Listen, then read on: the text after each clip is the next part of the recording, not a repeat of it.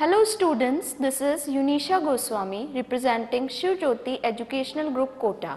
Today in this video we are going to study chapter number 12 of maths, that is lines, angles and triangles.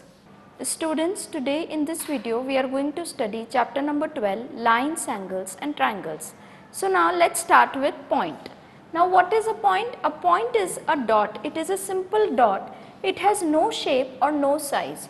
We denote a point by a capital letter. For example, this point is means this dot represents a point. Now to denote a point I use a capital letter.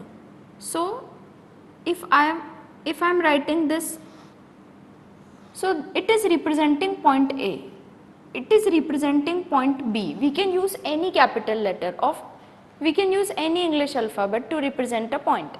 Now line segment, when we take 2 points and join them using a scale, we get a line segment. For example, these are 2 points and I am joining these 2 points. Now this is point A and this is point B. So this is line segment AB. To represent line segment AB, you have to write AB and then put a line over AB. So this is representing line segment AB.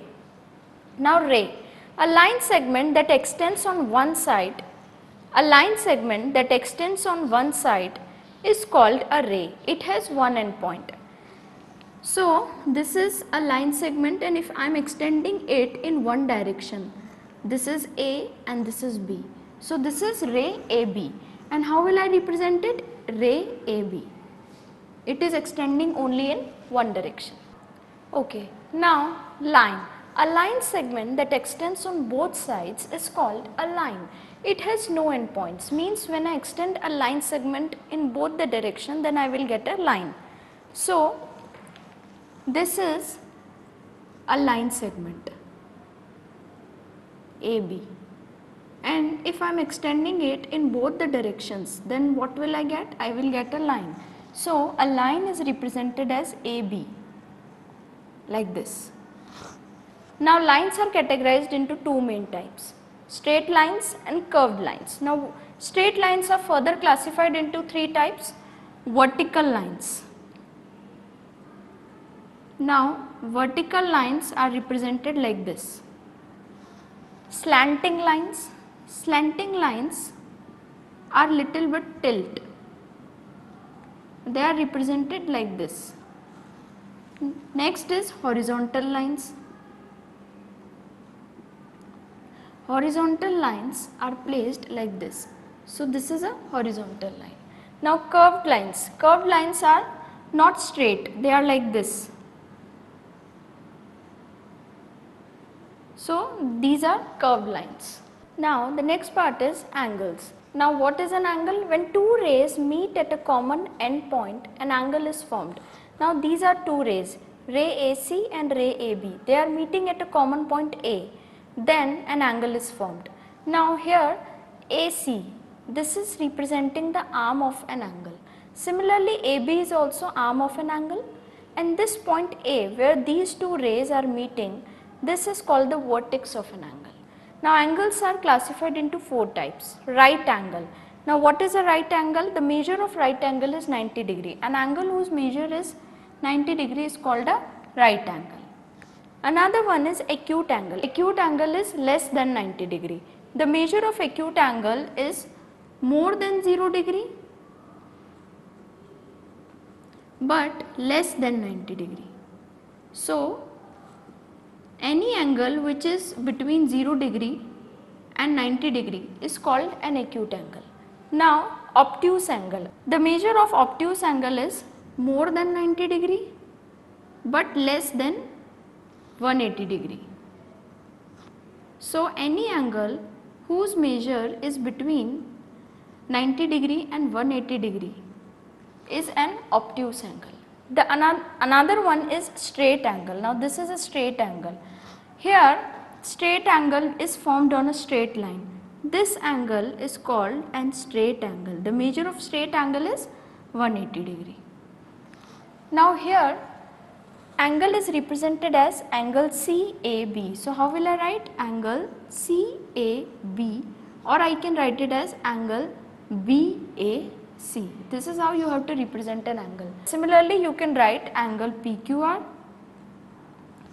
angle LQR, angle MQR. This is how you have to write angle. Students, now let us see how to measure angle using a protector. So, measuring angles using a protector. Angles are measured in degrees. The symbol used for degree is this. This is a small 0. So, this is a symbol of degree. A protector has two scales of measurement, an inner scale and an outer scale. Both have markings for angles from 0 degree to 180 degree in different directions. Now let me show you what is a protector. Students, now this is a protector. As you can see, it is the shape of a D. So protector is also called D. Why? Because it resembles the shape of a D. Now this point is called the center point of the protector. As you can see, this is an inner scale, this is an inner scale, and this is the outer scale. Both the inner and outer scale have reading from 0 to 180 degree. This is inner scale which has reading from 0 to 180 degree, and this is the outer scale which has reading from 0 degree to 180 degree. Now when to use the inner scale and outer scale, I will tell you. Students, this is the center point of the protector, and this line is called the baseline of the protector. Now when to use the inner scale and outer scale of the protector? See, if the baseline is to the right of the vertex, now what is a vertex? The center point that I told you. So if the baseline is to the right of the vertex, we read the inner scale, and if the baseline is to the left of the vertex, we read the outer scales. This you have to keep in mind. If the baseline is to the right of the vertex, you have to make use of inner scale, and if the baseline is to the left of the vertex, you have to make use of the outer scale. Now let us see how to draw angles using protector.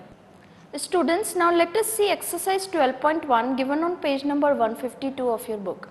Now question number 1, measure the following angles using a protector. Now what you have to do in this question?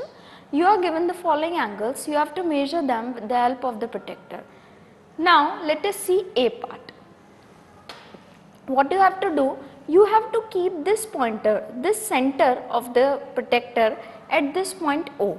So let us keep this center of the protector at O.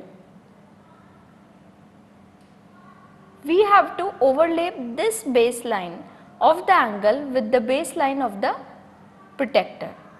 Now since this baseline is towards the right hand side, so we have to make use of the inner scale. Now this line is meeting here, so therefore the measure of this angle is 70 degree. Now let us see E part. Here the line is towards the left hand side, therefore we have to make use of the outer scale. Again keep the centers at Y. Now this center of the compass I have kept at Y, so I have to read the outer scale because the baseline is towards the left hand side.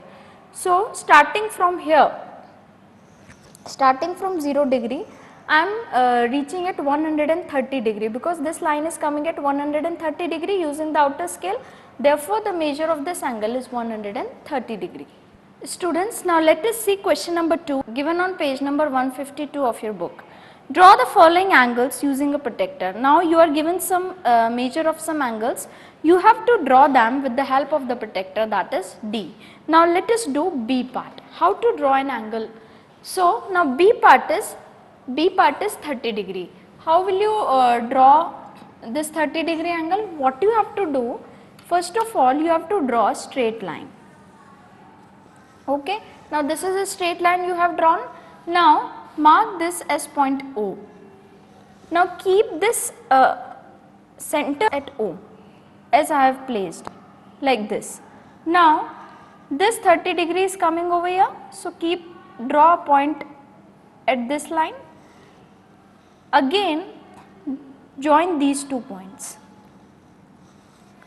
Now mark this as O. This I have already marked as O. Mark this as A. Mark this as B. Therefore, this is the measure of 30 degree. Hence, we will write angle AOB is equal to 30 degree. Okay, this is how you have to draw the angle 30 degree. Now, let us do D part. Now, D part is 65 degree. Again, what you have to do? You have to draw a straight line. Now, mark this as point O. Keep this center of the protector at O. Now, 65 degrees coming over here. This is 60 degree. Now, 65 degrees, 5 more than 60. So, 61, 62, 63, 64, 65. 65 is coming over here. So, join this point with this point.